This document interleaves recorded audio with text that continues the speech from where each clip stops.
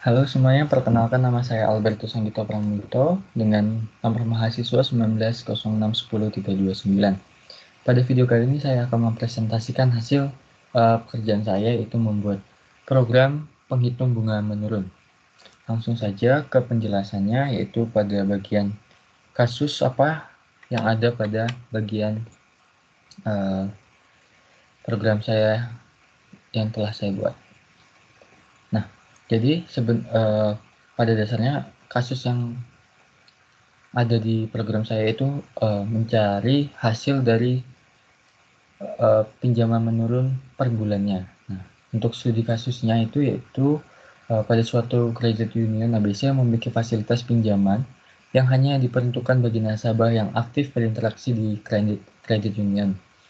Adapun sistem bunga pinjaman di credit union ini adalah pinjaman bunga menurun, yaitu bunga pinjaman akan menurun sesuai dengan jumlah yang ditawarkan.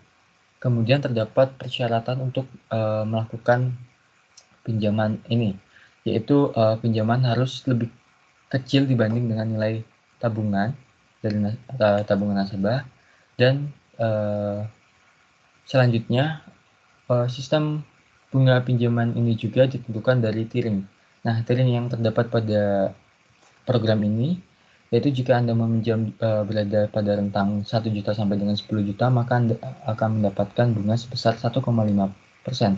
Kemudian jika Anda meminjam di antara 10 juta sampai dengan 50 juta, maka Anda akan mendapatkan bunga sebesar 1,2%, dan jika Anda meminjam uang di atas 50 juta, maka Anda akan mendapat bunga sebesar 1%. Nah, saya akan menjelaskan tentang maksud dari ini saya uh, program saya.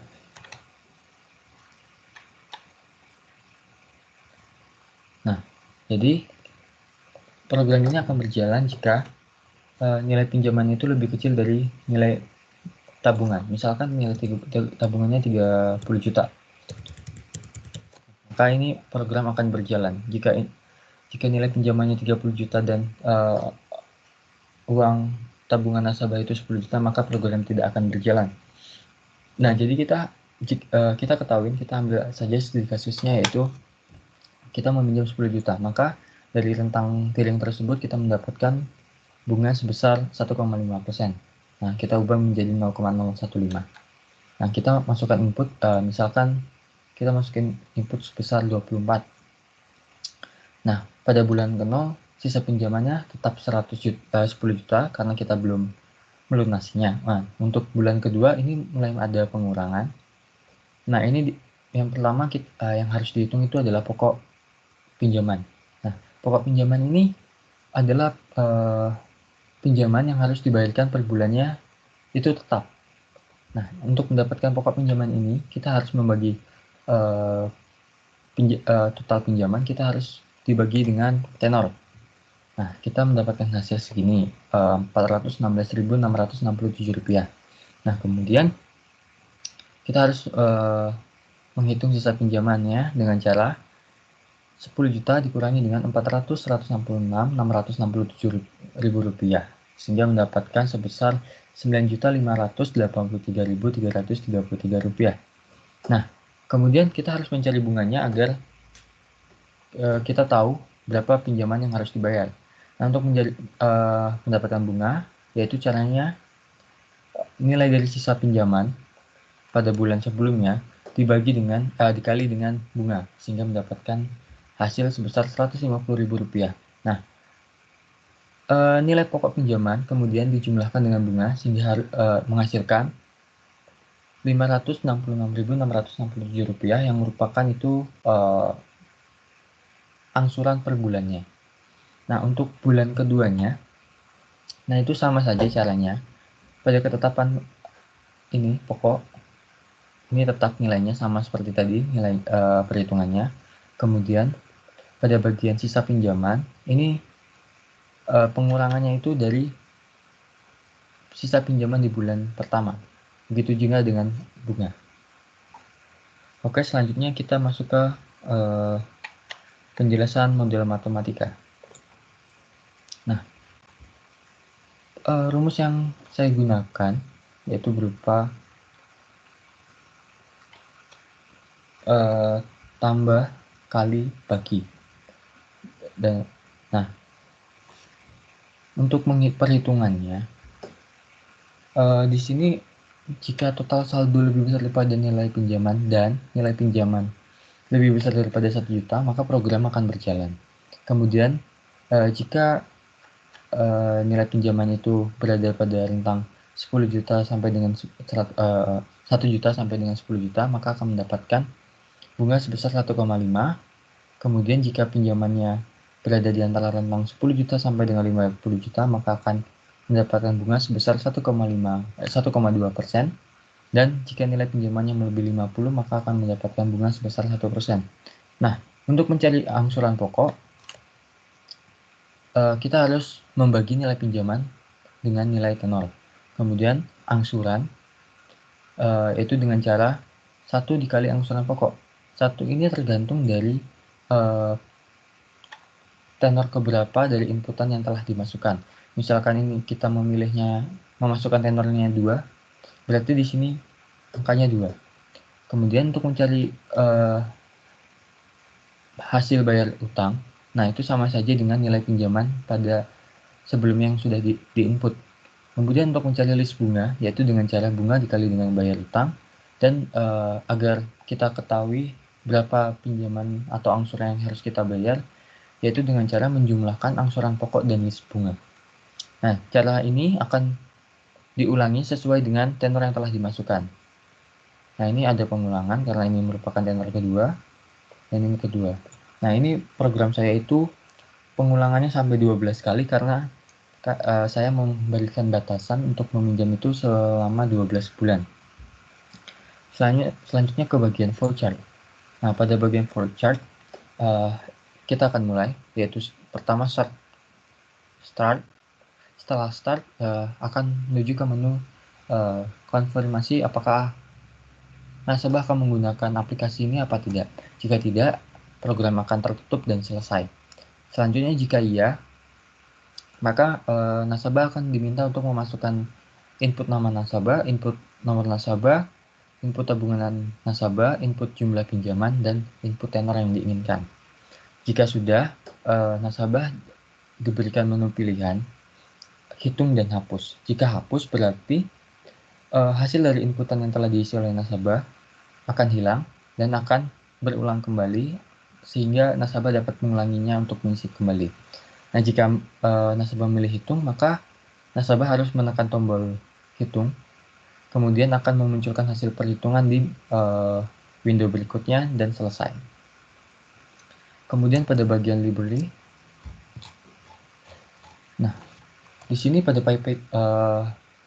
file Python menggunakan import SJS, kemudian from PyQt5 import Qt Core, Qt UI, Qt Widget, dan UIC.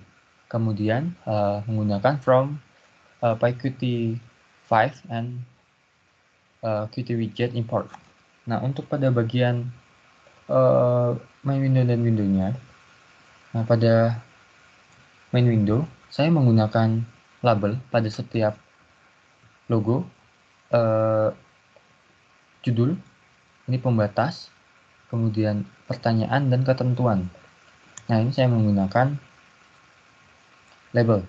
Kemudian saya menggunakan fitur push button guna untuk menyambungkan antara pilihan. Jika iya akan menuju ke window berikutnya, jika tidak akan tertutup window ini. Nah, pada window pertama saya juga menggunakan label pada logo, pada judul, pembatas, keterangan, kemudian ini nominal atau satuan, saya menggunakan label. Nah, untuk memasukkan input saya menggunakan 4 line edit dan 1 spin box. Nah, selanjutnya saya menggunakan push button kembali untuk melakukan jalannya program.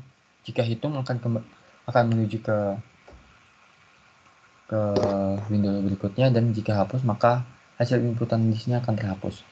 Nah, sebelumnya saya di sini juga memasukkan label untuk menentukan hasil dari perhitungan. Namun warnanya saya samakan dengan background karena saya tidak ingin menampilkan hasilnya pada window ini, tetapi saya ingin menghasilkan hasilnya di window berikutnya. Lanjutnya pada window ketiga. Nah, di sini saya semuanya menggunakan label. Pada logo, judul, pembatas, nama, nasabah, keterangan ini saya semuanya menggunakan label. Nah, di sini akan memunculkan hasilnya pada bagian kolom ini. Selanjutnya saya akan demonstrasikan bagaimana penggunaan dari program ini. Nah, di sini user tinggal memilih apakah user ingin meminjam uang atau tidak. Jika tidak, tinggal pencet saja tombol tidak dan akan terclose. Dan jika iya, maka akan memunculkan window berikutnya, dan user disuruh untuk menginput nama, identitas, dan kriteria dari pinjaman yang telah ditentukan. Jika kita memberikan nama Andi, kemudian nomor nasabah, jika Andi salah menginput, contohnya seperti ini, jika jumlah tabungannya lebih kecil daripada pinjaman, sebentar, 1, 2, 3, 4, 5, 6, 7, dan dia ingin meminjam 30 juta dengan tenor 4, maka pada bagian window berikutnya hanya muncul seperti ini.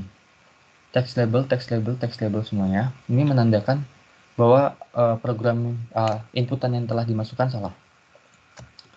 Nah, kita langsung ke berikutnya. Kita masukkan. Nah, ini kita masukkan sesuai dengan ketentuan. Misalkan jumlah tabungannya 30 juta. Jumlah pinjamannya 10 juta. Dengan waktu tenor 12. Nah, jika kita klik hapus, maka akan terhapus. Nah, untuk selanjutnya kita harus menekan tombol hitung agar mengetahui hasil perhitungan.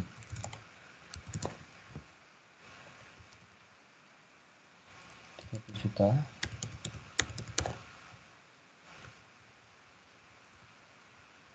Ini 12 hitung. Nah, ini langsung muncul nama dari nasabah dengan nomor nasabahnya juga muncul. Ini adalah sisa pinjaman, angsuran pokok,